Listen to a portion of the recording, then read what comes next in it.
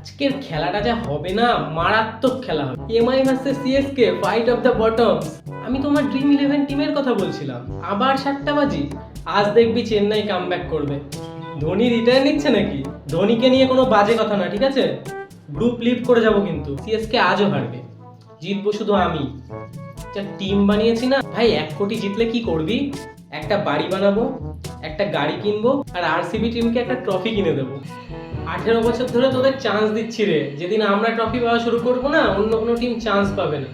18 বছর ধরে একই জোক শুনতে শুনতে কানও পচে গেল। তোরা আবার শুরু করলি? রোজ সন্ধ্যা হলেই কি তোদের মেয়েদের মতন ঝগড়া করতে ইচ্ছা করে? ঠিক বলেছিস, সিএসকে সাপোর্টারদের বুদ্ধি পুরো মেয়েদের মতো।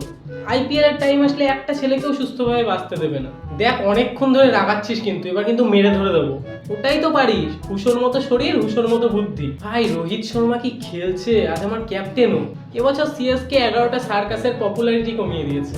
জোকার ছাড়া কি আর সার্কাস জমে? আরসিবির খেলা থাকলে এমনিও লোক সার্কাস দেখতে যায় না, টিভিতেই সার্কাস দেখে না। ভাই, ধোনি গোল্ডেন ডাক। তুই আবার গাঁজা খাওয়া ধরেছিস বল? এখন এমআই এর ব্যাট চলছে। আসলে একটু বেশি উত্তেজিত হয়ে গেছিলাম, বুঝলি তো। এসব তো ঠিক আছে, কিন্তু আমি এই গ্রুপে কি করছি? তোরা কারা?